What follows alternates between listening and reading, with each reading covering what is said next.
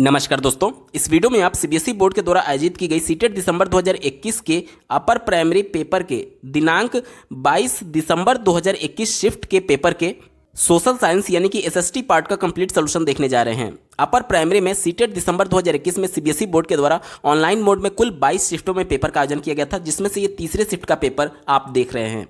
अगर आप सभी शिफ्टों के कंप्लीट पेपर सोल्यूशन के साथ साथ सभी सब्जेक्ट्स के मैथमेटिक्स एंड साइंस वाले भी 22 शिफ्टों के कंप्लीट पेपर सोल्यूशन को डिटेल में देखना चाहते हैं, इसके अलावा प्राइमरी के सभी शिफ्टों के कंप्लीट पेपर के साथ साथ सीटेट में पूछे जाने वाले सभी सब्जेक्ट्स के कंप्लीट पेडागोजी को डिटेल में पढ़ना चाहते हैं, तो इस वीडियो के समाप्त होने के बाद से इस वीडियो का डिस्क्रिप्शन जरूर चेक करिएगा। और अगर आप चैनल पर पहली बार विजिट कर रहे हैं तो इसको सब्सक्राइब करते हुए बेल आइकन को जरूर प्रेस कर लीजिएगा सीटेट, यूपी टेट और सुपर टेट की बेहतरीन तरीके से तैयारी करने के संदर्भ में। चलिए दोस्तों, आज के इस महत्वपूर्ण वीडियो को शुरू करते हैं। पहला प्रश्न देखिए, यहां पर एक स्टेटमेंट दिया गया है और दूसरा उसका रीजन दिया गया है और दोनों को पढ़ करके सही विकल्प का चयन करना है। पहला स्टेटमेंट दिया गया है, भारत में जो अधिकतर वर्षा होती है वो मानसूनी पवनों की वजह से होती है, और इसका रीजन दिया गया है कि भारत उष्णकटिबंध में स्थित है। चलिए इसकी जांच कर लेते हैं। ये आप स्क्रीन पर अपने पृथ्वी का मॉडल देख पा रहे हैं। पृथ्वी के बीचों बीच से होकर के जो अक्षांश रेखा गुजरती है उसे हम लोग 0 डिग्री अक्षांश रेखा या फिर इसी को विषुवत रेखा या फिर भूमध्य रेखा अक्षांश रेखा कहा जाता है, ठीक है। और इसके बाद से 23.5, ये देखिए, ये ऊपर की तरफ उत्तरी गोलार्ध हो गया और नीचे की तरफ दक्षिणी गोलार्ध हो गया। यहाँ तक क्लियर। अब इसके बाद से जो 23.5 डिग्री यहाँ से अक्षांश रेखा होकर के गुजर रही है, इसे हम लोग कर्क रेखा बोलते हैं, ठीक है। 23.5 डिग्री, ठीक है, 23 अंश और 30 मिनट, ये क्या हो जाएगा, कर्क रेखा हो जाएगा। और दक्षिण में यही 23.5 डिग्री जो अक्षांश रेखा होती है इसे हम लोग मकर रेखा बोलते हैं, तो ये कितना हो जाएगा, 23 डिग्री और 30 मिनट, ठीक है। अब यहाँ से उत्तरी ध्रुव में, उत्तरी गोलार्ध में फिर से देखिए 23.5 से 66.5 डिग्री के बीच, यहाँ पर 66.5 डिग्री यहाँ पर होता है उत्तरी ध्रुव में, 66 डिग्री और 30 मिनट, ठीक है। और ये आपका उत्तरी ध्रुव हो गया। इसी प्रकार से नीचे देखिए, ये होता है 66.5 डिग्री दक्षिणी ध्रुव में, 66.5 डिग्री और 30 मिनट, और ये हो गया दक्षिणी ध्रुव। अब यहाँ पर देख लीजिए, मान लीजिए यहाँ पर सूर्य है, तो सूर्य की किरणें क्या होती है कि साल भर देखिए सूर्य की किरणें किस प्रकार से पड़ेंगी, इस प्रकार से पड़ेंगी, ठीक है, इस प्रकार से।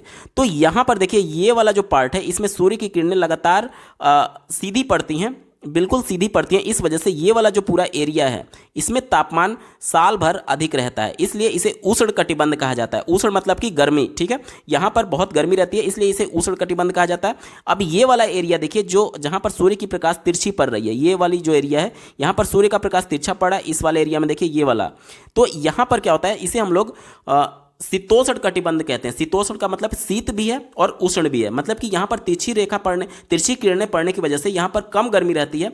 और यहाँ पर देखिए ध्रुवों पर, यानी कि 66.5 से लेकर के ध्रुवों पर, दोनों तरफ 66.5 से लेकर के ध्रुवों पर यहाँ पर जो सूर्य का प्रकाश है बिल्कुल भी नहीं पड़ता, इसलिए यहाँ पर साल भर हमेशा बर्फ जमी रहती है, ठीक है। अब भारत की जो स्थिति है, भारत के बीचों बीच से होकर के लगभग कर्क रेखा गुजरती है। यहाँ पर मान लीजिए ये भारत की स्थिति है, ठीक है, ये मान लीजिए भारत है, ठीक है। तो हमसे ये बोला गया है, जो रीजन है कि भारत उष्णकटिबंध में अवस्थित है, तो देखिए उष्णकटिबंध कौन सा था, ये वाला उष्णकटिबंध था, तो इसमें भारत स्थित है, यानी ये वाला विकल्प सही हो गया। अब चूंकि उष्णकटिबंध में पड़ रहा है भारत, इस वजह से यहाँ पर बहुत ज़्यादा टेम्परेचर होगा, जिसकी वजह से जो मानसूनी पवनें होती हैं या फिर जो मौसमी पवनें होती हैं उसकी वजह से यहाँ पर बारिश अधिक होता है। और यही विकल्प ऑप्शन 1 में कहा जा रहा है कि भारत में अधिकांश जो वर्षा होती है वो मानसूनी पवनों की वजह से होती है या फिर मानसून की वजह से होती है, तो ये विकल्प बिल्कुल सही है। और इसका सही तरीके से व्याख्या कौन करता है, ये करता है कि भारत उष्णकटिबंध में, क्योंकि उष्णकटिबंध में होने की वजह से ही तो यहाँ पर टेम्परेचर ज्यादा है, ठीक है। यानी कि ए और आर दोनों सही है, और जो आर है वो ए की सही तरीके से व्याख्या करता है। विकल्प नंबर 3 में इसकी बात की गई है, ऑप्शन नंबर 3 इसका एप्रोप्रिएट जवाब होगा। अगला प्रश्न पूछा गया था, निम्नलिखित में से कौन सा कथन उल्का पिंड के बारे में सही है। उल्का पिंड के बारे में हमसे पूछा जा रहा है, तो देखिए ये क्या होते हैं कि ये मान लीजिए सूर्य की ये स्थिति है, तो इसके बाहर जो सभी ग्रह हैं जो चक्कर लगा रहे हैं, इन्हीं के साथ साथ छोटे छोटे पत्थर के टुकड़े भी होते हैं जिसे हम लोग उल्का पिंड बोलते हैं, वो भी इस सूर्य के चारों तरफ चक्कर लगाते रहते हैं। और जो उल्का पिंड, इसी छोटे छोटे पत्थरों को हम लोग उल्का पिंड कहते हैं। और इनकी जो स्थिति है वो मंगल ग्रह और बृहस्पति ग्रह के बीच में सबसे ज्यादा, अधिकांश मंगल ग्रह और बृहस्पति ग्रह के बीच में पाए जाते हैं। अधिकांश मैं बोल रहा हूं, इसका मतलब ये कतई भी नहीं है कि केवल मंगल और बृहस्पति के बीच में पाए जाएंगे। उल्का पिंड कई बार क्या होता है कि बहुत तेजी से पृथ्वी की तरफ आते हुए प्रतीत होते हैं, जो कि बहुत ज्यादा तेज वेग की वजह से वो जल जाते हैं, और उसकी वजह से वो, जिन्हें हम टूटे हुए तारे के नाम से जानते हैं। तो देखिए पृथ्वी के क्षेत्र में भी ये कभी कभी आ जाते हैं, तो ये कहना कि केवल मंगल और बृहस्पति के बीच में ही पाए जाते हैं ये संकुचित है, निगेटिव होगा। लेकिन इनकी जो अधिकांश स्थिति है वो मंगल और बृहस्पति के बीच में ही होती है, ठीक है। इनका कोई अपना उष्मा या फिर प्रकाश नहीं होता है। इसी को ध्यान में रख करके चलिए उत्तर ढूंढते हैं। चौथे विकल्प से शुरुआत करेंगे। कहा जा रहा है कि इनका आकार भू आभ कहा जाता है, तो इनका कोई निश्चित शेप नहीं है, ये पत्थर के टुकड़े होते हैं, किसी भी शेप में हो सकते हैं, तो भू आभ बिल्कुल एग्जैक्ट नहीं होता है, हमारा उत्तर नहीं होगा। तीसरा देखिए, इनके पास उष्मा और प्रकाश होता है, ठीक है। तो अभी मैंने बताया कि इसमें ना तो उष्मा होता है और ना ही प्रकाश होता है, तो ये भी उत्तर नहीं होगा। दूसरा देखिए, ये केवल मंगल और बृहस्पति की कक्षाओं के बीच पाए जाते हैं। अभी मैंने आपको बताया कि केवल वर्ड जहां पर भी आ गया वो हमेशा विकल्प को निगेटिव कर देता है, और वैसे भी मैंने आपको बताया कि इनकी जो अधिकांश स्थिति है वो मंगल और बृहस्पति के बीच में जरूर है, लेकिन ये केवल कहना कि केवल मंगल और बृहस्पति के बीच में ये संकुचित है। अधिकांश मंगल और बृहस्पति के बीच में पाए जाते हैं, लेकिन अन्य क्षेत्रों में भी, अन्य जो ग्रह हैं उनके भी एक तरीके से क्षेत्रों में पाए जाते हैं, तो केवल ये मंगल और बृहस्पति में नहीं पाया जाता है, इस वजह से ये भी हमारा उत्तर नहीं होगा। एक ही विकल्प बचा ऑप्शन नंबर 1। देखिए, ये सूर्य के चारों ओर चक्कर लगाने वाले पत्थर के छोटे छोटे टुकड़े हैं, ये ज्यादा एप्रोप्रिएट है और यही इसका सटीक जवाब होगा। अगला प्रश्न पूछा गया था, निम्न में से कौन सा महासागर बेरिंग जल संधि द्वारा प्रशांत महासागर से जुड़ा हुआ है। स्क्रीन पर आप देख पा रहे होंगे, ये है प्रशांत महासागर और ये है आर्कटिक महासागर, और इनके बीच में ये बेरिंग एक तरीके से जल संधि है, ठीक है। तो ये किन महासागर से जुड़ा हुआ है बेरिंग जल संधि? प्रशांत महासागर और आर्कटिक महासागर से, ठीक है। उत्तर क्या हो जाएगा? आर्कटिक महासागर। दिए गए विकल्प में देखिए ऑप्शन नंबर 3 आर्कटिक महासागर इसका बिल्कुल एप्रोप्रिएट जवाब होगा। अगला प्रश्न पूछा गया था, नीचे दिए गए लक्षणों के आधार पर वनस्पति की पहचान करें। पहला दिया गया कि ये वनस्पति खारे पानी में जीवित रह सकती है, तो ऐसे वनस्पति को मैंग्रोव वन कहा जाता है, खारे पानी में वहीं जीवित रह सकते हैं, ठीक है। आगे पढ़िए, ये अंडमान और निकोबार के द्वीप समूहों में पाए जाते हैं। और चौथा देखिए, सी वाला देखिए, सुंदरी इस प्रकार की वनस्पति की महत्वपूर्ण प्रजाति होती है, तो इसका उत्तर क्या हो जाएगा? मैंग्रोव वन इसका बिल्कुल सटीक जवाब हो जाएगा। मैंग्रोव एक ऐसे वृक्ष होते हैं जो खारे पानी या फिर अर्ध खारे पानी में पाए जाते हैं। अक्सर ये जो वृक्ष पौधे होते हैं, पेड़ जो होते हैं, वो ऐसे तटीय क्षेत्र में पाए जाते हैं जहाँ कोई नदी किसी सागर में बह रही हो। जैसे कि मान लीजिए यहाँ से नदी बह करके आ रही है और यहाँ पर ये पूरा सागर है, तो इस वाले क्षेत्र में ये वन पाए जाएंगे, मैंग्रोव वन, यानी कि जहाँ पर खारा पानी और मीठा पानी दोनों मिल रहा है। ये जो वन होते हैं मैंग्रोव वन, वो खारे पानी में भी विकसित हो सकते हैं और मीठे पानी में भी विकसित हो सकते हैं, ठीक है। तो ऑप्शन क्या हो जाएगा? मैंग्रोव वन इसका बिल्कुल सटीक जवाब हो जाएगा। चलिए विकल्पों में चलते हैं। ऑप्शन नंबर 3 में दिया गया है मैंग्रोव वन इसका बिल्कुल सटीक जवाब है। अगला प्रश्न पूछा गया था, जलवायु के बारे में नीचे दिए गए कथन ए और बी पर विचार करें और सही उत्तर का चयन करें। देखिए, मौसम और जलवायु में थोड़ा सा डिफरेंस होता है। मौसम क्या होता है? शॉर्ट पीरियड के लिए होता है, और जो जलवायु होता है वो एक लंबी पीरियड में जो मौसम होता है उसकी दशा का औसत होता है, ठीक है। इसी को ध्यान में रख करके उत्तर ढूंढेंगे। चलिए, पहला स्टेटमेंट दिया गया है, किसी स्थान पर अनेक वर्षों में मापी गई मौसम की औसत दशा को जलवायु कहते हैं, तो ये बात तो बिल्कुल सही है, ठीक है। ये जलवायु के बारे में सही है। मौसम शॉर्ट पीरियड के लिए होता है और जो जलवायु होता है वो लॉन्ग पीरियड का औसत होता है मौसमों का, ठीक है।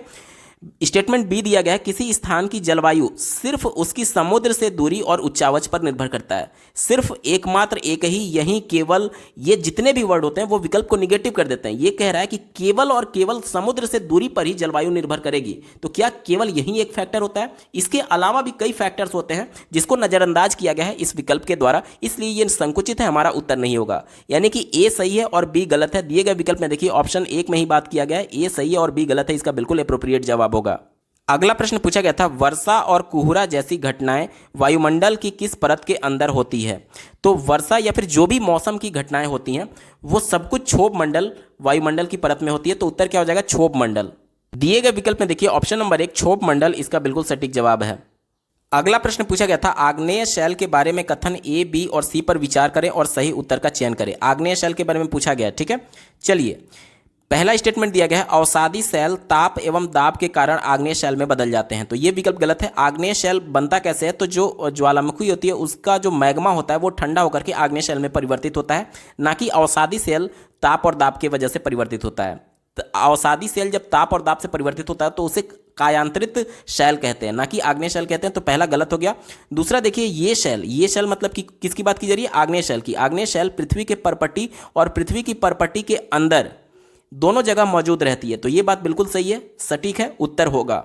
यानी कि पृथ्वी के ऊपर जब ज्वालामुखी फट करके मैग्मा बाहर निकल करके ठंडा हो गया तो ये आग्नेय शेल में बदल गया, और जब पृथ्वी के अंदर वो मैग्मा के रूप में है तो यहीं तो मैग्मा ठंडा होकर के ये आग्नेय शेल बदल रहा है। तो ये भी तो आग्नेय ही शेल है, भले ही पिघला हुआ है लेकिन आग्नेय शेल का ही प्रकार होगा। क्योंकि कई बार क्या होता है कि पृथ्वी के अंदर भी क्या होता है कि कई जगह पर पानी की उपलब्धता की वजह से जमीन के अंदर पानी के ये अंदर ही अंदर ठंडे हो जाते हैं, और ये जो पिघला हुआ मैग्मा है वो जम जाता है, जिसे हम लोग आग्नेय शेल कहते हैं। ये जमीन के अंदर भी हो सकता है और पृथ्वी के बाहर भी हो सकता है। ठीक है, यही बात विकल्प 2 कह रहा था, यानी ये बिल्कुल सटीक है। सी वाला देखिए, कहा जा रहा है कि ग्रेनाइट और बेसाल्ट जो है वो आग्नेय शेल के उदाहरण हैं। तो ये बात बिल्कुल सही है, ये भी हमारा उत्तर होगा। यानी कि ए गलत है और बी और सी इसका सटीक जवाब होगा। दिए गए विकल्प में देखिए ऑप्शन नंबर 1 में बात की गई है, बी और सी सही है और ए गलत है, इसका अप्रोप्रिएट जवाब है। अगला प्रश्न पूछा गया था, लद्दाख के बारे में निम्नलिखित में से कौन सा कथन गलत है? निगेटिव सेंस में हमसे पूछा जा रहा है। चौथे विकल्प से शुरुआत करेंगे। कहा जा रहा है कि लद्दाख की राजधानी लेह जोजिला दर्रा के माध्यम से कश्मीर घाटी से जुड़ा हुआ है। तो ये बात बिल्कुल सही है, इस वजह से हमारा उत्तर नहीं होगा क्योंकि हमसे गलत वाला पूछा गया है। चूंकि यह हिमालय के वृष्टि छाया क्षेत्र में स्थित है अतः यहाँ वर्षा बहुत ही कम होती है। तो ये भी बात बिल्कुल सही है। तो उत्तर नहीं होगा क्योंकि निगेटिव नहीं था, पॉजिटिव था और हमसे निगेटिव वाला पूछा गया है। दूसरा देखिए, यहाँ ग्रेंगी हिमानी अवस्थित है। तो ये भी बात बिल्कुल अप्रोप्रिएट है, तो ये भी हमारा उत्तर नहीं होगा। एक ही विकल्प बचा, ऑप्शन नंबर 1 देखिए, इसके दक्षिण में काराकोरम पर्वत श्रेणियां और उत्तर में जास्कर पर्वत स्थित है। ये विकल्प गलत है, ये स्टेटमेंट गलत है, इसलिए हमसे गलत वाला ही पूछा गया था। ऑप्शन नंबर 1 इसका अप्रोप्रिएट जवाब होगा। अगला प्रश्न पूछा गया था, स्वर्ण चतुर्भुजीय महामार्ग निम्न में से किनको जोड़ता है? तो ये 4 महानगरों को जोड़ता है, दिल्ली, मुंबई, चेन्नई और कोलकाता, इसका अप्रोप्रिएट जवाब होगा। अगला प्रश्न पूछा गया था, तरंगे तब पैदा होती हैं जब, यहाँ पर देखिए समुद्र की बात की गई है। तो समुद्र में तरंगे जब पैदा होती है जब समुद्र की सतह पर पवनें बहती हैं। ठीक है, ऑप्शन नंबर 1 इसका अप्रोप्रिएट है और यही इसका सटीक जवाब होगा। अगला प्रश्न पूछा गया था, धात्विक खनिजों के बारे में निम्नलिखित कथन ए और कथन बी पर विचार करें और सही कथन का उत्तर दें। पहला स्टेटमेंट दिया गया है, सभी धात्विक खनिज अलौह खनिज हैं, यानी कि जितने भी मेटेलिक खनिज है वो कहा जा रहा है कि वो नॉन फेरस होते हैं। तो क्या ये संभव है? नहीं, कुछ जो खनिज हैं, जो धात्विक खनिज है वो फेरस भी होते हैं। तो ये विकल्प गलत हो गया। दूसरा कहा जा रहा है कि अभ्रक एक धात्विक खनिज है, यानी अभ्रक एक मेटल है। तो ये भी गलत है, अभ्रक मेटल नहीं होता, ये भी गलत हो गया। ठीक है, यानी कि ए और बी दोनों गलत है। चलिए विकल्पों में चलते हैं। ऑप्शन नंबर 4 में बात की गई है, ए और बी दोनों गलत है, इसका बिल्कुल सटीक जवाब होगा। अगला प्रश्न पूछा गया था, निम्नलिखित में से कौन सा कृषि आधारित उद्योग नहीं है? निगेटिव सेंस में पूछा जा रहा है। तो देखिए, वनस्पति तेल उद्योग, वनस्पति तेल मतलब कि खाने का जो तेल हम लोग यूज करते हैं, जैसे सरसों का तेल, तो सरसों जो है वो कृषि के माध्यम से ही उगाया जाता है। ठीक है, तो ये तो होगा, इस वजह से हमारा उत्तर नहीं है। दूसरा देखिए, सूती वस्त्र उद्योग, तो सूती वस्त्र भी जो है वो जिससे सूती वस्त्र तैयार किया जाता है वो भी कृषि से ही प्राप्त होता है। तो ये भी हमारा उत्तर नहीं होगा। चौथा देखिए, चर्म उद्योग, तो ये भी कृषि पर आधारित उद्योग है। लेकिन अगर बात करें मत्स्य तेल निर्माण, मत्स्य मतलब कि मछली के तेल निर्माण की बात की जा रही है, तो मछली जो है वो कृषि पर आधारित नहीं है, इस वजह से यही हमारा बिल्कुल सटीक जवाब होगा। कृषि आधारित उद्योग मत्स्य तेल निर्माण नहीं होगा। अगला प्रश्न पूछा गया था, निम्नलिखित में से कौन सा ऊर्जा का परंपरागत स्रोत है? तो जल विद्युत ऊर्जा का परंपरागत स्रोत कहा जाएगा, जिसे हाइडल पावर कहा जाएगा। ऑप्शन नंबर 3 यहाँ पर अप्रोप्रिएट है। अगला प्रश्न पूछा गया था, पेट्रोलियम और प्राकृतिक गैस जो धरातल के बहुत नीचे पाए जाते हैं का निष्कर्षण जिस विधि से होता है वह कौन सा है? तो इसे प्रवेधन के माध्यम से निष्कर्षण किया जाता है, जिसे अंग्रेजी में ड्रिलिंग कहते हैं। विकल्प नंबर 2 सटीक जवाब है। अगला प्रश्न पूछा गया था, हजारों साल पहले लोगों ने रेशम मार्ग, जिसे सिल्क रूट कहा जाता है, की यात्रा किस माध्यम से की थी? तो सिल्क रूट के बारे में थोड़ा सा जान लेते हैं। सिल्क रूट प्राचीन काल में, मध्य काल में ऐतिहासिक, व्यापारिक, सांस्कृतिक मार्गों का एक समूह था जिसके माध्यम से एशिया, यूरोप और अफ्रीका जुड़े हुए थे। इसका सबसे जाना माना हिस्सा उत्तरी रेशम मार्ग, जो चीन से होकर के पश्चिम की ओर पहले मध्य एशिया और फिर यूरोप में जाता था। तो इसमें जो यात्रा की जाती थी वो पैदल भी की जाती थी, घोड़े से भी की जाती थी और ऊंट की भी सवारी की जाती थी। यानी ए, बी और सी बिल्कुल सटीक जवाब होगा। बैलगाड़ी यहाँ पर नहीं होते थे। तो ऑप्शन नंबर 1 में ए, बी, सी दिया गया, विकल्प नंबर 1 इसका अप्रोप्रिएट जवाब होगा। अगला प्रश्न पूछा गया था, शहरीकरण के संदर्भ में दोनों कथनों को पढ़ें। पहला कथन दिया गया है, औपनिवेशिक काल में शहरीकरण के कारण केवल अमीर लोग शहरों में निकल रही नौकरियों की तलाश में गांव छोड़ करके जाने लगे। तो केवल वर्ड आ गया, अब आपको सोचना ही नहीं, ये विकल्प नेगेटिव हो गया, हमारा उत्तर नहीं होगा। दूसरा देखिए, स्टेटमेंट दिया गया, बहुत सी निचली जातियों के लोगों तथा गरीबों के लिए यह गांव में स्वर्ण जमींदारों द्वारा उनके दमनकारी कब्जे और दैनिक अपमान से छूट निकलने का एक मौका था। तो ये विकल्प सही है, ठीक है। तो ऑप्शन नंबर 2 में देखिए केवल बी कथन सही है। ऑप्शन नंबर 2 बिल्कुल एप्रोप्रिएट होगा। अगला प्रश्न पूछा गया था सही मिलान करें। यहाँ पर देखिए पहला दिया गया है ईदगाह। तो ईदगाह में क्या होता है कि खुले स्थान पर लोग प्रार्थना करते हैं यानी नमाज पढ़ते हैं। ऑप्शन नंबर सी यहाँ पर सही हो जाएगा। दूसरा दिया गया दरगाह। तो दरगाह क्या होता है, तो ये संत का मकबरा होता है, यानी कि 1 का सी और 2 का डी हो गया, ठीक है। आगे देखिए कुल दे शेख। तो ये ऐसा रास्ता होता है जो एक जगह जाकर के बंद हो जाता है, तो यानी तीसरे का ए हो जाएगा और एक ही बच्चा चौथा, तो चौथे का 2 हो जाएगा। यानी कि खानकाह क्या होता है, सूफी संतों के लिए विश्राम घर, यानी चौथे का बी हो जाएगा। यानी C D A B, C D A B. चलिए विकल्पों में ढूंढते हैं। यहाँ पर देख सकते हैं ऑप्शन नंबर 4 में बात की गई है सी डी ए बी, इसका बिल्कुल एप्रोप्रिएट जवाब है। अगला प्रश्न पूछा गया था नीचे दिए गए कथनों को पढ़ें। पहला स्टेटमेंट दिया गया है भारतीय कपड़ा उद्योग का पतन यूरोपीय और अमेरिकी कपड़ा उद्योग से मिल रही कड़ी प्रतिस्पर्धा के कारण हुआ। तो ये विकल्प गलत है। दूसरा देखिए भारतीय कपड़ा उद्योग का पतन ब्रिटेन में भारत से आने वाले कपड़ों पर भारी सीमा शुल्क थोपे जाने के कारण हुआ। जाहिर सी बात है जब यहाँ से एक्सपोर्ट होता था ब्रिटेन में भारतीय कपड़े, तो वहाँ पर इतना ज़्यादा टैक्स लगा दिया जाता था कि वो अफोर्ड नहीं कर पाते थे यहाँ के व्यापारी। इस वजह से धीरे धीरे भारतीय कपड़ा उद्योग का पतन होने लगा। तो ये विकल्प सही है, यानी कि देखिए ए गलत है और बी सही है। ऑप्शन नंबर 2 में दिया गया है, ऑप्शन नंबर 2 इसका एप्रोप्रिएट जवाब होगा। अगला प्रश्न पूछा गया था उपनिवेशों में ब्रिटिश अधिकारियों द्वारा चित्र और तस्वीरें बनवाई गई ताकि, पहला देखिए वे उपनिवेश और वहाँ रहने वाले लोगों को समझ सके, तो ये भी सही है। और दूसरा देखिए वे उन उपनिवेशों में अपने बिताए जीवन को याद कर सके, तो ये भी बिल्कुल सही है। यानी कि ए और बी दोनों विकल्प इसका बिल्कुल सटीक होगा। दिए गए ऑप्शंस में देखिए विकल्प नंबर 3 ए और बी दोनों सही है, इसका एप्रोप्रिएट जवाब है।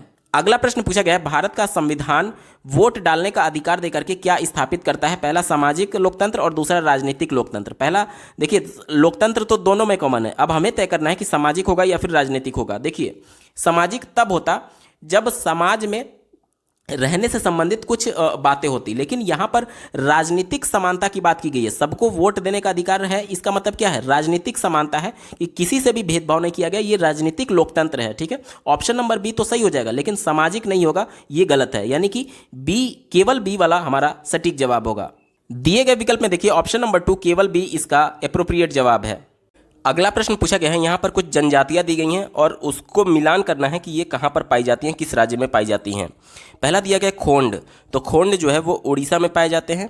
उसके बाद से निशी दिया गया है, तो निशी अरुणाचल प्रदेश में पाए जाते हैं। बंजारा की अगर बात करें तो ये महाराष्ट्र में पाए जाते हैं और गड्डी जो होता है वो कुल्लू में पाया जाता है, यानी कि ये जनजाति कुल्लू में पाए जाते हैं। यानी कि क्या हो जाएगा हमारा क्रम, देखिए बी सी डी और ए। दिए गए विकल्प में देखिए बी सी डी ए किस में दिया गया है। चलिए ऑप्शंस में देखिए ऑप्शन नंबर 2 में बी सी डी ए की बात की गई है। ऑप्शन नंबर 2 इसका बिल्कुल सटीक जवाब होगा। अगला प्रश्न पूछा गया था मुगल साम्राज्य के दौरान नदी तट बाग डिजाइन में मकबरा एक चबूतरे पर था तथा बाग इसके दक्षिण में था, तो ऑप्शन नंबर 3 इसका बिल्कुल सटीक जवाब होगा। अगला प्रश्न पूछा गया है कालक्रम के अनुसार 13वीं से 15वीं शताब्दी के बीच दिल्ली के शासकों का सही उत्तराधिकार क्रम चुने। दिए गए विकल्प में देखिए ऑप्शन नंबर 4 पहले तुर्की, उसके बाद खिलजी, उसके बाद से तुगलक और अंत में सैयद, इसका बिल्कुल सटीक जवाब हो जाएगा। ऑप्शन नंबर 4 सटीक उत्तर है। अगला प्रश्न पूछा गया था नीचे दिए गए कथनों को पढ़े। पहला स्टेटमेंट दिया गया है मध्यकाल में शासकों द्वारा विभिन्न देवी देवताओं के प्रति अपना भक्ति भाव दर्शाने के लिए मंदिर बनवाए गए, तो ये बात बिल्कुल एप्रोप्रिएट है, सही होगा। दूसरा कहा जा रहा है कि मध्यकाल में मंदिर नृत्य, संगीत और मल्ल युद्ध जैसे सांस्कृतिक गतिविधियों का केंद्र था, तो ये भी बात बिल्कुल सही है। हमसे पूछा जा रहा है कि सही विकल्प का चयन करें, तो ए और बी दोनों सही है। दिए गए विकल्प में देखिए ए और बी दोनों सही है, इसका बिल्कुल एप्रोप्रिएट जवाब होगा। अगला प्रश्न पूछा गया था अतीत में बनी और प्रयोग में लाई गई वस्तुओं का अध्ययन करने वाले व्यक्ति क्या कहलाता है। तो इसे पुरातत्वविद विभाग कहा जाता है और इसके विभाग के जो लोग होते हैं जो इस प्रकार की वस्तुओं का अध्ययन करते हैं उसे पुरातत्वविद कहा जाता है। तो यहाँ पर देखिए कोई भी ऐसा विकल्प नहीं है। दिए गए विकल्प में देखिए ऑप्शन नंबर 4 पुरातत्वविद इसका बिल्कुल सटीक जवाब होगा। अगला प्रश्न पूछा गया था, महाजनपदों में मिलने वाले वलय कूप का उपयोग होता था। वलय देखिए, वलय कूप होता कैसा था, तो कूप मीन्स होता है कुआं, और वलय मीन्स कुछ इस प्रकार से राउंड राउंड ये कुआं होता था। ठीक है, 3D में जब आप देखेंगे तो इसी प्रकार से ये कुआं होता था। तो इसका जो उपयोग होता था वो कूड़ेदान के रूप में और नाली के रूप में होता था। सी और डी इसका बिल्कुल सही जवाब है। कपड़े धोने और सिंचाई में नहीं किया जाता था। ठीक है, तो सी और डी। चलिए विकल्पों में देखते हैं किस ऑप्शन में दिया गया है। दिए गए ऑप्शन 3 में देखिए सी और डी इसका बिल्कुल अप्रोप्रिएट जवाब होगा। अगला प्रश्न पूछा गया था, गर्भगृह क्या है। तो गर्भगृह वहाँ उस कमरे को कहा जाता था जहाँ पर मंदिर में देवी या फिर देवताओं के मूर्तियों को रखा जाता था। चलिए ऑप्शंस में चलते हैं। दिए गए विकल्प में देखिए ऑप्शन नंबर 4, एक कमरा जहां मंदिर के देवी या देवता की मूर्ति रखी जाती थी। विकल्प नंबर 4 अप्रोप्रिएट होगा। अगला प्रश्न पूछा गया था, निम्नलिखित में से किन शब्दों का 1949 में संविधान की प्रस्तावना में भारत को संबोधित करने के लिए उपयोग किया गया था। तो 1949 में जो संविधान की प्रस्तावना थी उसके बाद से 1976 में 42वें संविधान संशोधन के तहत 3 शब्दों को जोड़ा गया था, जिसमें पहला है समाजवादी, दूसरा है पंथ निरपेक्ष और चौथा है अखंडता। अब जो संविधान की प्रस्तावना है वो पूरा इस तरीके से है, हम भारत के लोग भारत को एक संपूर्ण प्रभुत्व संपन्न समाजवादी पंथ निरपेक्ष लोकतंत्रात्मक गणराज्य बनाने के लिए तथा इसके समस्त नागरिकों को सामाजिक, आर्थिक और राजनीतिक न्याय, विचार, अभिव्यक्ति, विश्वास, धर्म और उपासना की स्वतंत्रता, प्रतिष्ठा और अवसर की समता प्राप्त कराने के लिए तथा उन सब में व्यक्ति की गरिमा और राष्ट्र की एकता और अखंडता सुनिश्चित करने वाली बंधुता बढ़ाने के लिए दृढ़ संकल्प होकर अपनी इस संविधान सभा में आज तारीख 26 नवंबर 1949 ईस्वी को एतत् द्वारा इस संविधान को अंगीकृत, अधिनियमित और आत्मार्पित करते हैं। तो ये हमसे पूछा गया था कि कौन कौन शब्दों का प्रयोग किया गया था। तो अभी मैंने पूरा संविधान का प्रस्तावना पढ़ करके आपको बताया। इसमें देखिए लोकतांत्रिक वर्ड नहीं यूज किया गया था, इसमें वर्ड यूज किया गया था लोकतंत्रात्मक। इसके बाद से समाजवादी तो किया गया था, लेकिन 1976 के संविधान संशोधन के तहत तो ये तो होगा नहीं, क्योंकि हमसे 1949 के अनुसार पूछा गया है। सी की अगर बात करें, गणतंत्र लिखा गया तो ये गणराज्य यूज किया गया था। ठीक है, और संप्रभु की बात करें तो प्रभुत्व संपन्न यूज किया गया था। मतलब कि अगर देखा जाए तो हूबहू यही वर्ड यूज नहीं किए गए हैं, इसमें कुछ चेंजेस थे। इसी वजह से सीबीएसई बोर्ड ने इस प्रश्न को गलत मानते हुए सभी अभ्यर्थियों को इस प्रश्न के सापेक्ष कॉमन अंक दिया था और रिवाइज्ड आंसर की में 9 अंक लिखा हुआ था। अगला प्रश्न पूछा गया है, एक जनपद पंचायत भारत के किस स्तर पर काम करती है। तो ये ब्लॉक स्तर पर काम करती है। विकल्प नंबर 2 अप्रोप्रिएट होगा। अगला प्रश्न पूछा गया था, भारत में काउंसिल ऑफ स्टेट्स को किस नाम से जाना जाता है। तो इसे राज्यसभा के नाम से जाना जाता है। दिए गए विकल्प में देखिए ऑप्शन नंबर 3 राज्यसभा इसका अप्रोप्रिएट जवाब होगा। अगला प्रश्न पूछा गया था, भारत में प्रथम आम चुनाव कब हुआ। तो ये 1951-52 में हुआ था। ऑप्शन नंबर 3 इसका अप्रोप्रिएट होगा। अगला प्रश्न पूछा गया है, भारतीय न्याय व्यवस्था के परिप्रेक्ष्य में निम्नलिखित में से कौन सा वाक्य गलत है। निगेटिव सेंस में हमसे पूछा जा रहा है। पहले वाक्य से शुरुआत करेंगे। कहा जा रहा है कि जनहित याचिका उन लोगों की तरफ से दायर की जाती है जिनके अधिकारों का हनन हुआ हो। तो ये बात तो बिल्कुल सही है, इसलिए हमारा उत्तर नहीं होगा, क्योंकि हमसे गलत वाला पूछा गया था। दूसरा देखिए, अगर आरोपी के बचाव का अवसर नहीं दिया गया तो उसे निष्पक्ष सुनवाई नहीं कह सकते। ये बात बिल्कुल सही है। आप लोग देखते होंगे कितना भी बड़ा अपराध क्यों ना हो, उसे एक सरकारी वकील दिया ही जाता है अपना पक्ष रखने के लिए। ठीक है, तो ये बात बिल्कुल सही है, इस वजह से ये भी हमारा उत्तर नहीं होगा। चौथा देखिए, पानी का अधिकार जीवन के मौलिक अधिकार का एक भाग माना गया। ये भी बात बिल्कुल सही है, इस वजह से उत्तर नहीं होगा। एक ही विकल्प बचा, ऑप्शन नंबर 3 देखिए, केंद्र और राज्य के बीच विवाद के मामले में उच्चतम न्यायालय यानी कि हाईकोर्ट हस्तक्षेप नहीं कर सकता। तो ये विकल्प निगेटिव है और गलत है, और चूंकि हमसे गलत वाला ही पूछा गया था इसलिए ऑप्शन नंबर 3 सही जवाब होगा।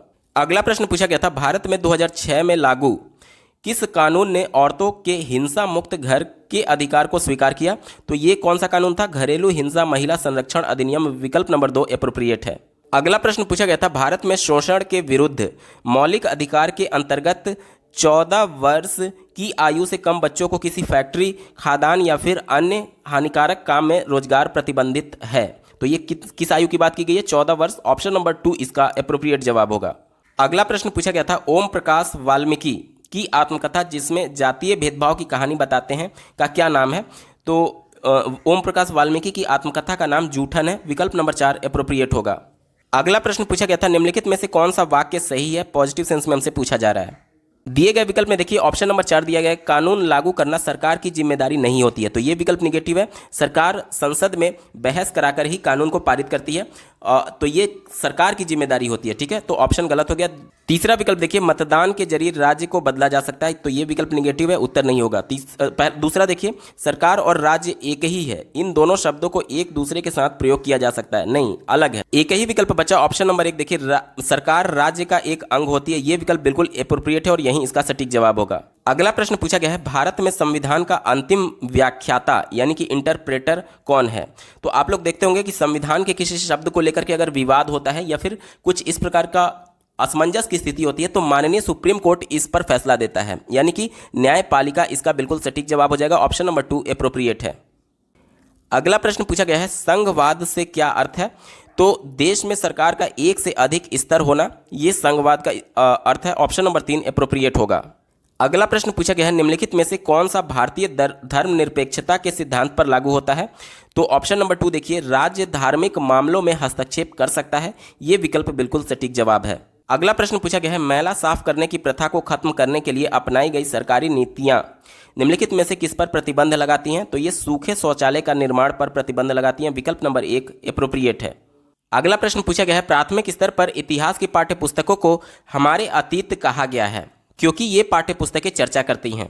पहले विकल्प से शुरुआत करेंगे, कहा जा रहा है कि कैसे विभिन्न स्रोतों से इतिहास को पढ़ा जा सकता है। तो हमारे अतीत जो प्राथमिक स्तर में इतिहास की पुस्तक है उसमें विभिन्न प्रकार के स्रोतों की बात की गई, जैसे कि पुराने सिक्के, पुराने मूर्ति, तो ये सभी स्रोत बोले जाएंगे, पुराने स्मारक, इसके माध्यम से हम अपने अतीत के बारे में जानते हैं, अपने इतिहास के बारे में जानते हैं, तो ये विकल्प बिल्कुल पॉजिटिव है, हमारा उत्तर होगा। दूसरा देखिए, कैसे इतिहास को घटनाओं और तिथियों के आधार पर समझा जा सकता है, ये विकल्प निगेटिव है। क्यों? क्योंकि प्राइमरी स्तर पर बच्चों को इंट्रोडक्शन लेवल पर पढ़ाए जाने के लिए एनसीएफ 2005 कहता है। अब यहाँ पर तिथियां जो है वो बिल्कुल डिटेल में यानी कि एग्जैक्ट डेट की बात करता है, इस वजह से प्राथमिक स्तर पर इतना एग्जैक्ट नहीं पढ़ाया जाता, केवल इंट्रोडक्शन लेवल पर पढ़ाया जाता है, इस वजह से तिथियां यहाँ पर निगेटिव है, हमारा उत्तर नहीं होगा।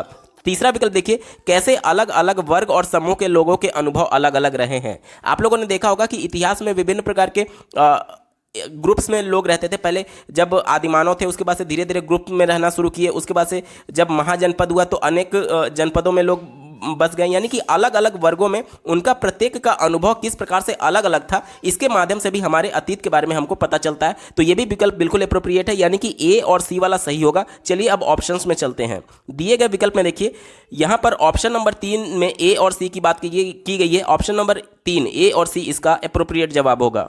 अगला प्रश्न पूछा गया था, पहले पालतू बनाए गए पशुओं के दावे निर्धारण में निम्नलिखित में से किन प्राथमिक स्रोतों को आप हवाला देंगे, यानी कि सबसे पहले किस जानवर को पालतू पशु के तौर पर आदिमानव पालना शुरू किए, इसके प्रमाणिकता के तौर पर हम कौन कौन सा उदाहरण दे सकते हैं, ये हमसे पूछा गया है। पहला दिया गया है पांडुलिपि।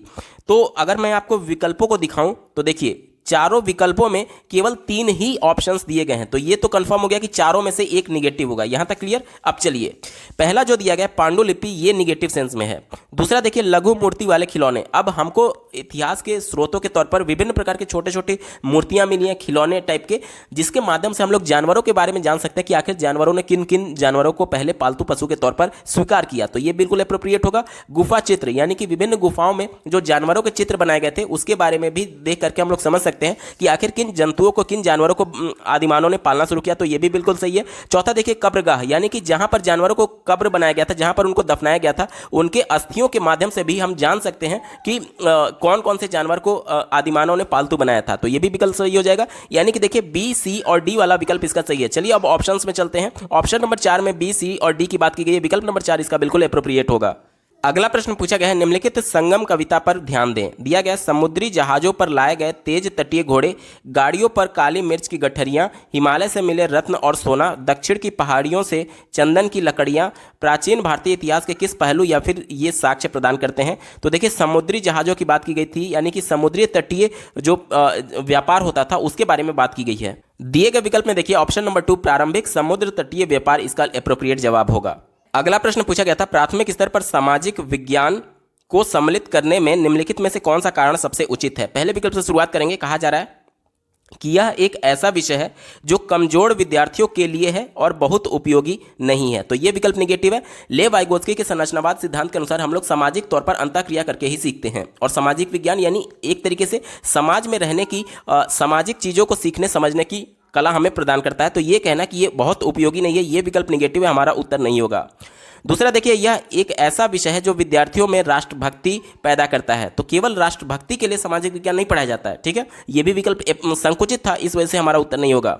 तीसरा देखिए, यह एक ऐसा विषय जो सरकारी नीतियों को प्रचलित करता है। अब देखिए, प्राइमरी स्तर के बच्चे हैं, यानी कक्षा 1 से 5 तक के, उनके लिए सरकारी नीतियां उतना इंपॉर्टेंट नहीं है, ठीक है, तो ये उसकी वजह से संकुचित हो गया, हमारा उत्तर नहीं होगा। एक ही विकल्प बचा ऑप्शन नंबर 4। देखिए, यह एक ऐसा विषय है जो सामाजिक और राजनीतिक मुद्दों के प्रति दिलचस्पी पैदा करता है। ये बात बिल्कुल सही है, जब बच्चे इंटरेस्ट लेंगे पर्टिकुलर इस टॉपिक पर तो सामाजिक होंगे, क्योंकि देखिए हम लोग पढ़ करके हमेशा जिंदगी भर विद्यालय या फिर स्कूल में कॉलेज में तो रहेंगे नहीं, कभी ना कभी तो समाज में इंटरेक्शन करने का मौका मिलेगा ही, समाज में हमें इंटरेक्शन करना ही पड़ेगा।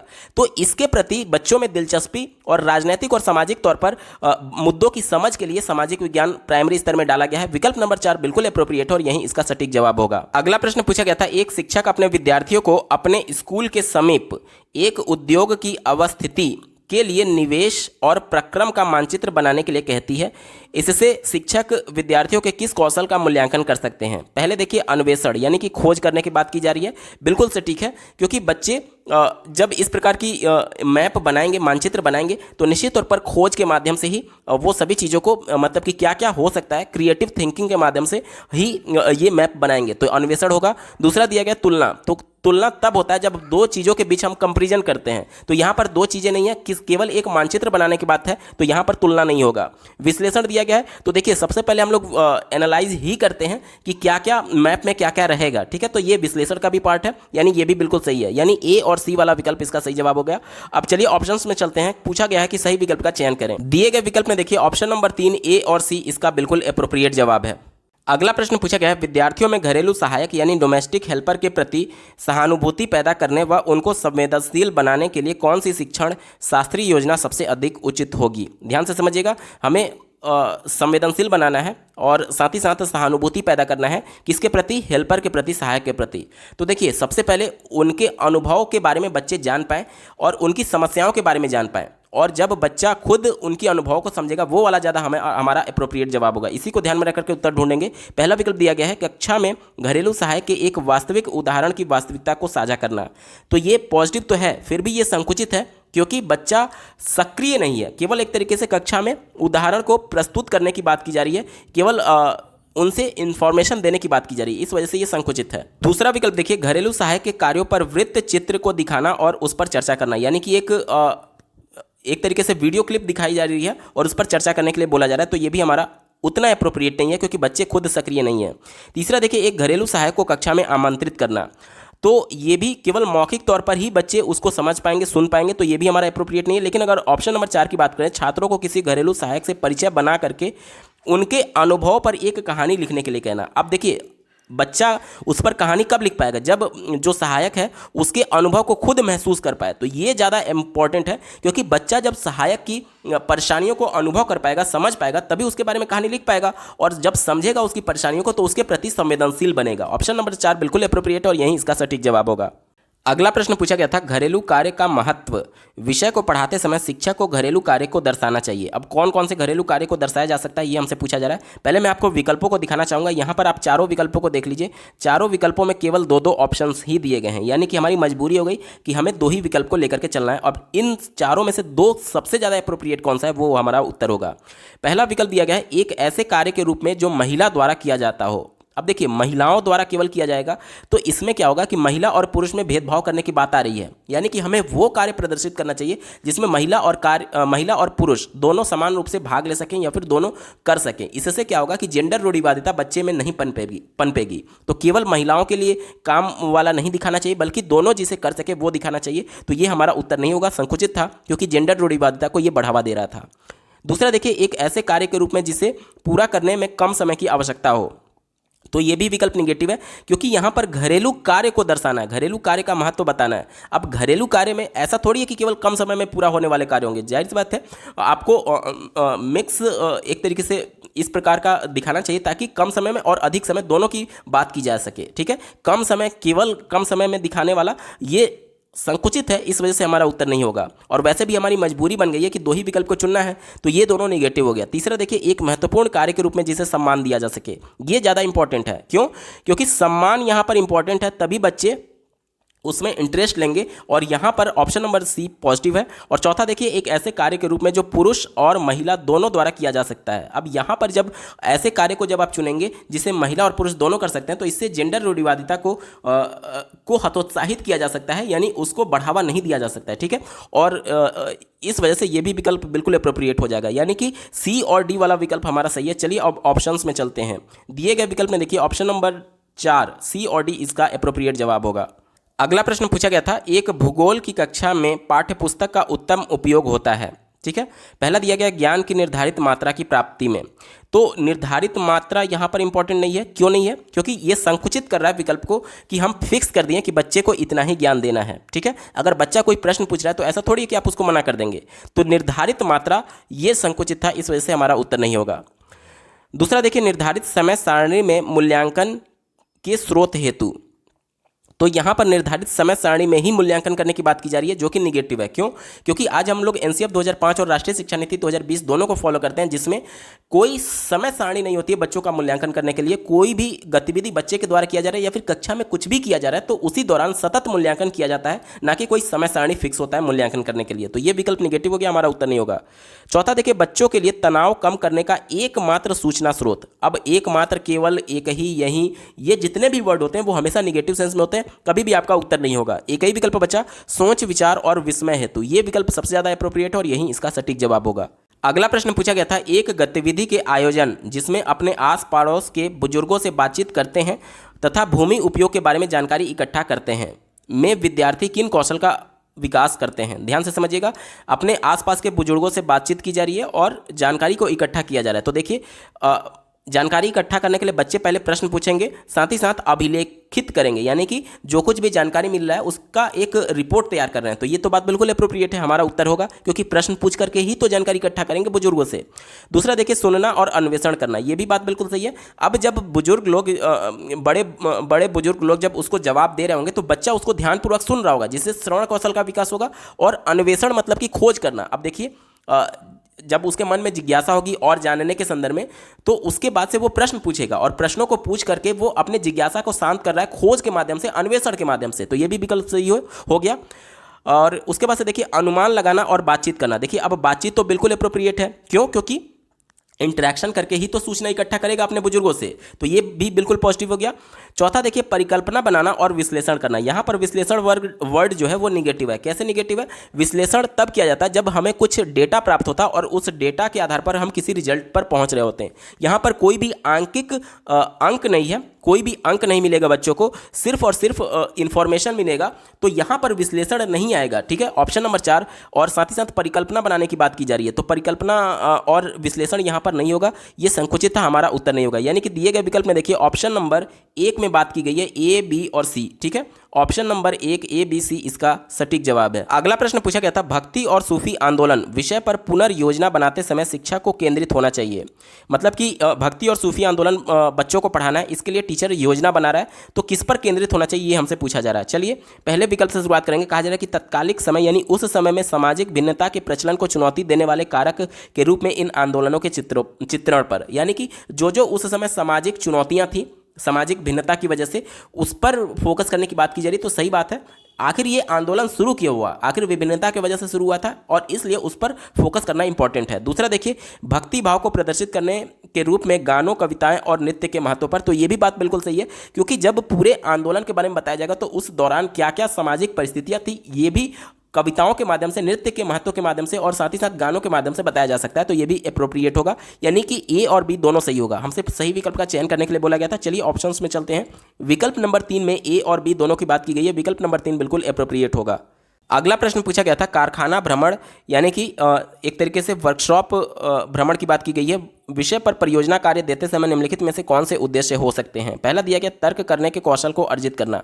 तो तर्क तभी किया जा सकता है जब एक तरीके से देखिए क्षेत्र भ्रमण में क्या होता है कि क्षेत्र भ्रमण में अवलोकन इंपॉर्टेंट होता है और अवलोकन के माध्यम से अपने ज्ञान की रचना, और ज्ञान की रचना कैसे, सक्रिय होकर के अपने अन्वेषण के माध्यम से ज्ञान की रचना, वो वाला इंपॉर्टेंट होगा। और जब हम लोग क्षेत्र भ्रमण पर जाते हैं तो समूहों में जाते हैं, यानी कि समूह कार्य करने की कौशल हमारे अंदर विकसित होगी। तो इसी को ध्यान में रखकर के उत्तर ढूंढेंगे। पहले मैं आपको विकल्पों को दिखा देता हूं। चारों विकल्पों में से देखिए केवल 2 ही विकल्प चारों ऑप्शंस में दिए गए हैं, यानी कि हम बाउंड हो चुके हैं कि हमें 2 ही मोस्ट एप्रोप्रिएट विकल्प को चुनना है। ठीक है, चलिए। पहला दिया गया तर्क करने के कौशल को अर्जित करना, तो यहाँ पर तर्क इंपॉर्टेंट नहीं था। दूसरा देखिए समूह में कार्य करने के कौशल को सीखना, ये बिल्कुल एप्रोप्रिएट है। क्यों? क्योंकि क्षेत्र भ्रमण हम लोग ग्रुप्स में करते हैं और ग्रुप में इसीलिए ले जाया जाता है ताकि समूह में कार्य करने का कौशल हम सीख पाएं। ऑप्शन नंबर 2 पॉजिटिव है।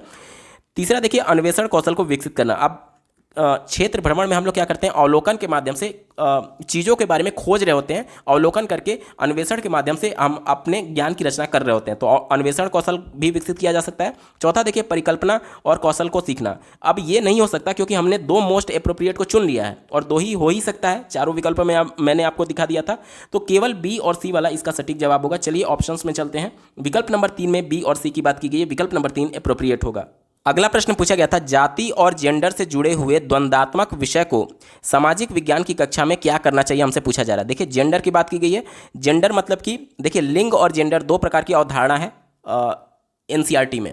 जेंडर का मतलब ये होता है कि जो सामाजिक तौर पर हमारे ऊपर थोपे गए हैं, जिसे हम लोग जेंडर रूढ़िवादिता कहते हैं, यानी कि जैसे कि देखिए लड़कियां ही घर का काम करेंगी, चूल्हा चौका काम लड़कियां ही करेंगी, ये जेंडर रूढ़िवादिता है। क्यों नहीं लड़के भी घर का काम कर सकते हैं? क्यों केवल लड़कों के लिए बाध्य किया गया कि बाहर का काम करेंगे?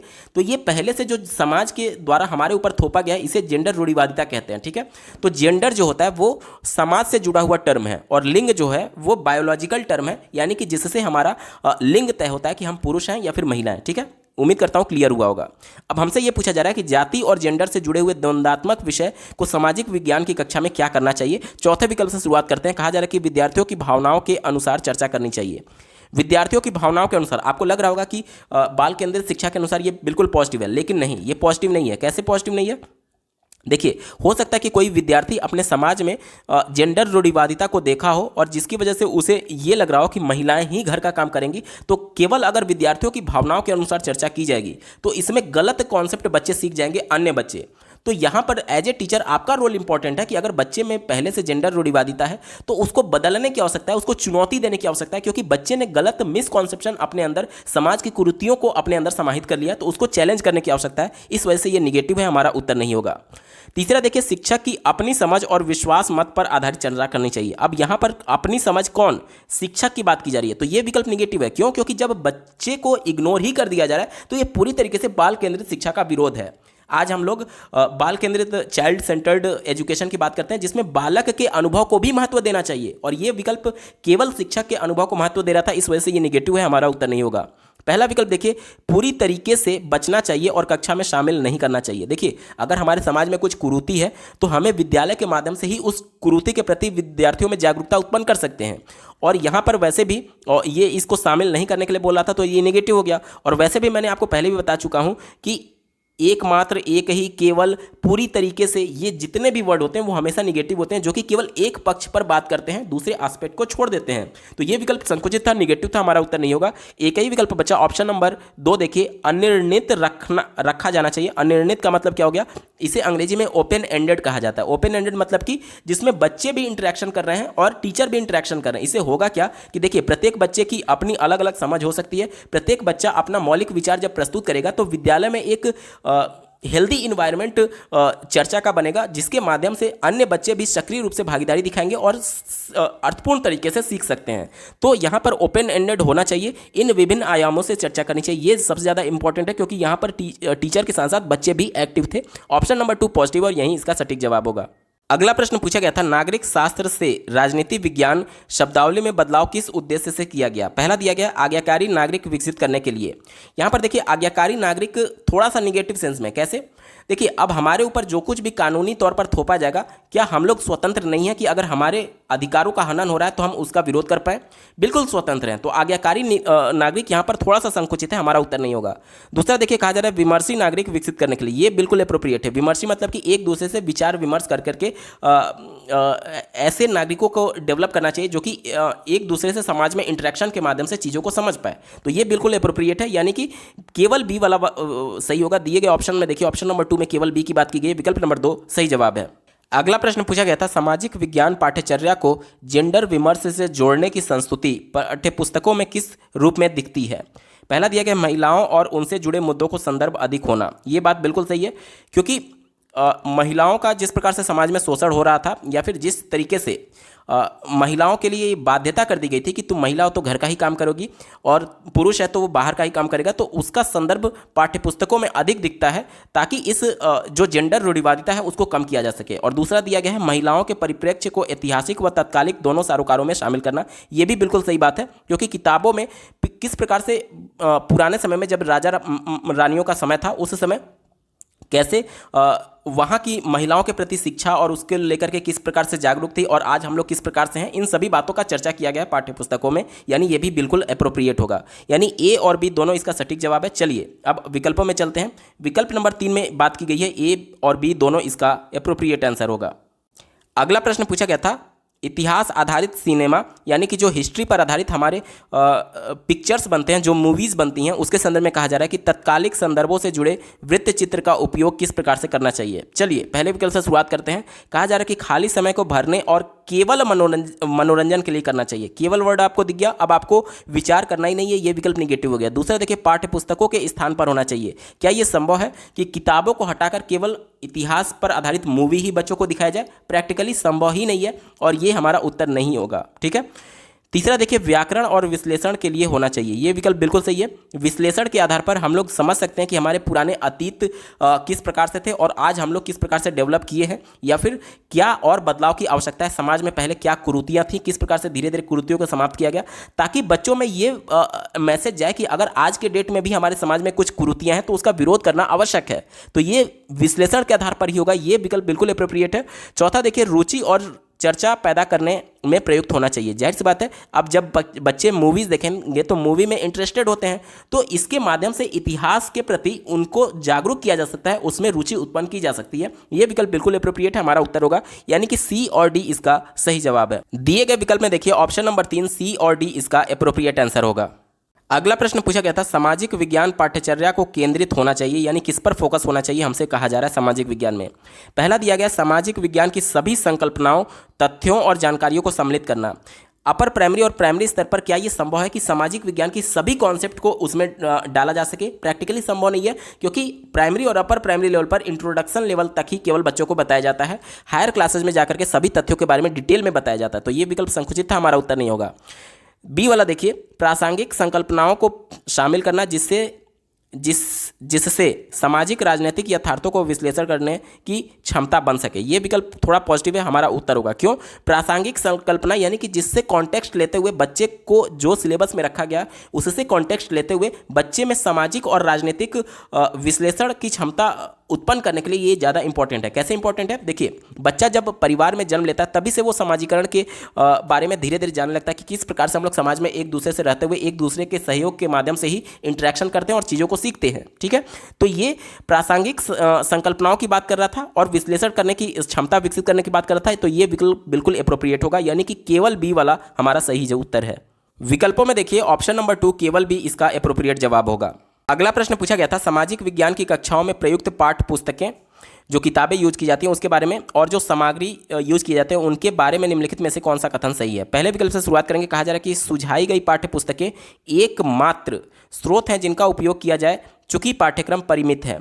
एकमात्र, केवल, यही, एक ही, ये जितने भी वर्ड होते हैं वो हमेशा निगेटिव होते हैं, जो पूरे विकल्प को ही निगेटिव कर देते हैं, तो इसलिए ये निगेटिव हो गया, हमारा उत्तर नहीं होगा।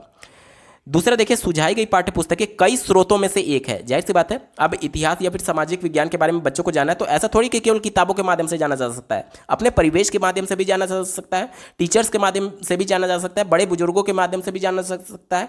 यानी कि केवल ये कहना कि केवल पाठ्य पुस्तक ही है जिसके माध्यम से हम लोग सीख सकते हैं, तो ये विकल्प निगेटिव हो गया। ठीक है, पहला वाला केवल पुस्तकों की बात कर रहा था तो निगेटिव था, और दूसरा वाला कह रहा है कि पाठ्य पुस्तक कई स्रोतों में से एक है, तो ये बिल्कुल एप्रोप्रिएट हो गया।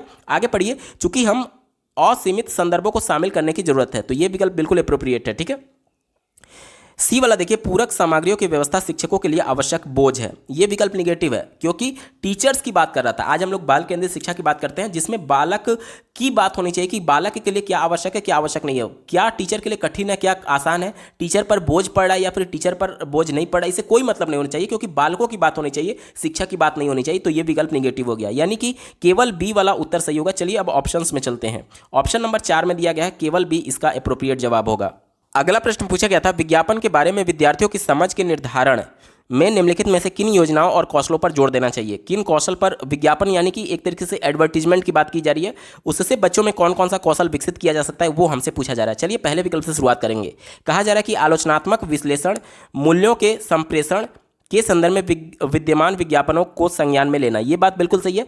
विज्ञापन में कई बार क्या होता है, जैसे मोबाइल की बात की जाए, मोबाइल का एडवर्टीजमेंट आप देखते हैं या फिर किसी भी चीज़ का, तो उनका मूल्य दिया गया रहता है, तो मूल्यों के बारे में हमें कम्युनिकेट किया जाता है कंपनीज के द्वारा। मूल्य जो उसका प्राइस है वो हमें कम्युनिकेट करके बताया जाता है कि हाँ इसका मूल्य इतना है। या फिर आलोचनात्मक विश्लेषण हम लोग कर सकते हैं, जैसे कि जो विज्ञापन दिए गए रहते हैं मोबाइल फ़ोन के, तो उसका स्पेसिफिकेशन मेंशन किया गया रहता है, तो उसके क्या गुण और क्या दोष हैं, इसे ही आलोचनात्मक चिंतन कहते हैं। तो उस स्पेसिफिकेशन को देकर के हम लोग आलोचनात्मक विश्लेषण कर सकते हैं। ये विकल्प बिल्कुल एप्रोप्रिएट है, हमारा जवाब होगा। दूसरा देखिए, किसी विशिष्ट उद्देश्य या उत्पाद के लिए बन रहे विज्ञापनों में सृजनात्मकता, ये भी बात बिल्कुल सही है। बच्चों को क्रिएटिव होना चाहिए, बच्चे के लिए मौलिक विचार अपने अंदर विकसित करना चाहिए। इसके लिए ये जरूरी है कि क्या क्या किस तरीके से किसी विशिष्ट उत्पाद या फिर किसी स्पेशल प्रोडक्ट के लिए विज्ञापन बनाया गया, उसमें कितना क्रिएटिविटी है, क्योंकि बच्चा जितना क्रिएटिव चीज़ों को देखेगा उतना ही क्रिएटिव भी बनेगा। तो ऑप्शन नंबर 2 भी बिल्कुल एप्रोप्रिएट हो गया। तीसरा देखिए, आलोचनात्मक उपबोध और प्रस्तुतिकरण की कैसे हमारी सोच और जीवन को प्रभावित करती है, यह भी बात बिल्कुल सही है। देखिए ये विकल्प ऐसा है जो कि हमारे दैनिक जीवन की बात कर रहा था, और एनसीएफ 2005 ये कहता है कि बच्चों को उसके दैनिक जीवन से जोड़ करके ही बताना है। ठीक है, तो किस प्रकार से हमारे जो आलोचनात्मक सोच होते हैं, यानी कि जिस प्रकार से हम गुण और दोषों पर विश्लेषण करते हैं, वो किस प्रकार से हमारे सोच को और जीवन को प्रभावित करता है, ये चूंकि दैनिक जीवन से जुड़ा हुआ है इसलिए एप्रोप्रिएट होगा। चौथा विकल्प देखिए, विज्ञापनों के आधार पर बेहतर उत्पाद की तुलना करना, ये विकल्प निगेटिव है। क्यों? क्योंकि कई बार क्या होता है, एडवर्टीजमेंट में जो कंपनीज होती है वो कुछ जो ड्रॉबैक्स होते हैं या फिर जो कमियां होती हैं उसको छुपा लेती हैं, उस पर वो बात ही नहीं करती हैं। ठीक है, तो केवल विज्ञापन के आधार पर हम लोग बेहतर उत्पाद की तुलना नहीं कर सकते, ये निगेटिव है, इस वजह से हमारा उत्तर नहीं होगा, ये गलत हो गया। ठीक है, इसलिए ए, बी और सी इसका एप्रोप्रिएट जवाब हो जाएगा। दिए गए ऑप्शन में देखिए, ऑप्शन नंबर 1 ए, बी और सी इसका एप्रोप्रिएट है। अगला प्रश्न पूछा गया था, मानचित्र विषय पर चर्चा करते समय एक शिक्षक को किन संकल्पनाओं पर केंद्रित होना चाहिए। ध्यान से समझिएगा, मैप की बात की जा रही है। मैप पढ़ाते समय एज ए टीचर आप किन किन कॉन्सेप्ट्स पर केंद्रित होंगे, ये हमसे पूछा जा रहा है। चलिए विकल्पों की बात करते हैं। पहला विकल्प दिया गया है, दूरी और अनुमाप से नक्शा बनाना। जाहिर सी बात है, अब जो भी हम मैप बनाते हैं उसमें एक स्केल मानते हैं कि 1 सेंटीमीटर बराबर इतना किलोमीटर, तो इसी की बात की गई है, तो ये तो बिल्कुल सही है, हमारा उत्तर होगा। आगे बढ़ने से पहले मैं आपको दिखाना चाहूंगा कि यहाँ पर देख लीजिए, चारों विकल्पों में सिर्फ 3-3 ऑप्शन ही दिए गए हैं, यानी कि हमारी ये मजबूरी है कि हमें 3 ही ऑप्शन को सेलेक्ट करना है और मोस्ट एप्रोप्रिएट होना चाहिए। तो पहला तो हमारा सही हो गया। दूसरा देखिए क्या कहा जा रहा है कि रेखा चित्र और यथार्थ मापन। देखिए यथार्थ मापन यानी कि बिल्कुल एग्जैक्ट मापने की बात की जा रही है। बच्चे जो हैं वो अपर प्राइमरी के हैं, अपर प्राइमरी के बच्चों से क्या ये हम लोग एक्सपेक्ट कर सकते हैं कि बिल्कुल एग्जैक्ट वो मैप बना पाए? नहीं एक्सपेक्ट कर सकते हैं, और इस वजह से ये थोड़ा संकुचित था, हमारा उत्तर नहीं होगा। तीसरा विकल्प दिया गया है दिशा और अवस्थिति। अवस्थिति यानी कि पोजीशन की बात की जा रही है। मान लीजिए कि भारत के नक्शे को बनाया जा रहा है बच्चे के द्वारा, तो भारत के नक्शे में उत्तर प्रदेश से सटा हुआ बिहार राज्य है, तो अब उसका पोजीशन फिक्स हो गया कि उत्तर प्रदेश राज्य दिखाने के बाद से बच्चे बिहार राज्य को दिखाएंगे, यानी कि अब उसको हटा नहीं सकते। यानी कि एक चीज के सापेक्ष दूसरे चीज की पोजीशन क्या है, इसी को अवस्थिति कहा जाता है, इसी को पोजीशन कहा जाता है। तो ये कंफर्म है कि जिस प्रकार से है उसी हिसाब से आपको बनाना है, यानी कि दिशा और अवस्थिति बिल्कुल इंपॉर्टेंट होगा। क्योंकि मान लीजिए जो बिहार है वो उत्तर प्रदेश के पूर्व में स्थित है, तो अब आप उसको पश्चिम में थोड़ी बना देंगे, यानी कि दिशा भी हमारी फिक्स हो गई और पोजीशन भी फिक्स हो गया, इसलिए ये एप्रोप्रिएट होगा, हमारा उत्तर होगा। चौथा देखिए, चिन्ह और रंग की बात की गई है, ये भी बिल्कुल एप्रोप्रिएट है। कैसे? मैप में कई बार क्या होता है, हमें पहाड़ दिखाना होता है, कई बार हमें पानी दिखाना होता है, कई बार विभिन्न प्रकार के पुल दिखाने होते हैं, तो पहाड़ किस रंग से दिखाएंगे? पहाड़ आप ब्राउन कलर से दिखाएंगे और पानी नीले कलर से दिखाते हैं या फिर आसमानी कलर से दिखाते हैं। इसी प्रकार से अगर चिन्ह की बात करें तो कई बार सिंबल्स यूज करना होता है, विभिन्न प्रकार के पुल का, खनिज कहाँ पर अवेलेबल है, तो सबके सिंबल्स पहले से प्री डिफाइंड है, तो उन सबका यूज किया जाता है मैप बनाते समय, यानी ये भी बिल्कुल एप्रोप्रिएट होगा। यानी कि देखिए चारों विकल्पों में से ए, सी और डी वाला विकल्प सही है। चलिए अब ऑप्शंस में चलते हैं। ऑप्शन नंबर 3 में ए, सी, डी की बात की गई है, ऑप्शन नंबर 3 इसका बिल्कुल एप्रोप्रिएट हो जाएगा। और यहां पर मैं बिल्कुल क्लियर कर दूं कि दूसरा वाला विकल्प इसलिए भी संकुचित था, इसलिए भी निगेटिव था, क्योंकि दूरी और अनुमाप यानी मापन पहले से विकल्प नंबर 1 में आ चुका है। अब यहां पर फिर से मापन करने की बात कर रहा था, जो कि पहले से इंक्लूडेड है विकल्प नंबर 1 में, इस वजह से ये संकुचित होने की वजह से हमारा उत्तर नहीं था और बाकी के विकल्प सही थे, यानी ए, सी, डी इसका सही जवाब था।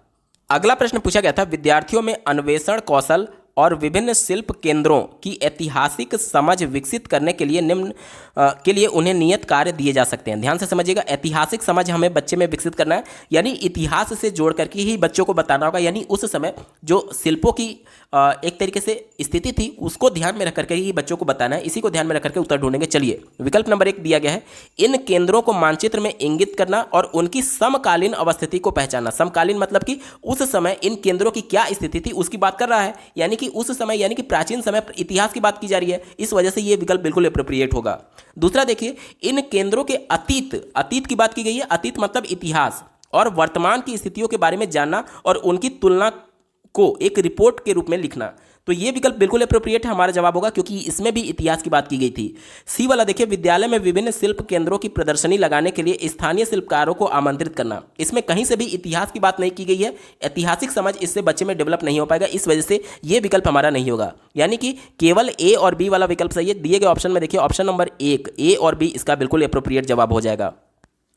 दोस्तों, ये पेपर पूरा सॉल्व हो चुका है। आपको ये वीडियो कैसा लगा कमेंट के माध्यम से जरूर बताइएगा, क्योंकि आपका एक कमेंट मुझे मोटिवेट करेगा ऐसे ही महत्वपूर्ण वीडियो लाने के संदर्भ में। अगर आप सीटेट अपर प्राइमरी 2021 सभी शिफ्टों के कंप्लीट पेपर सॉल्यूशन, जिसमें social science, mathematics and science, इसके अलावा जितने भी सब्जेक्ट्स पूछे जाते हैं सभी का कंप्लीट सॉल्यूशन डिटेल में देखना चाहते हैं, और प्राइमरी और अपर प्राइमरी सभी सब्जेक्ट्स के कंप्लीट पेडागोजी को डिटेल में देखना चाहते हैं, तो इस वीडियो के समाप्त होने के बाद इस वीडियो का डिस्क्रिप्शन जरूर चेक करिएगा। डिस्क्रिप्शन में आपको सभी के डेडिकेटेड प्लेलिस्ट के लिंक मिलेंगे, डायरेक्टली आप क्लिक करके देख पाएंगे। इस वीडियो को देखने के लिए आपका बहुत बहुत धन्यवाद। भगवान करे आपका दिन शुभ हो।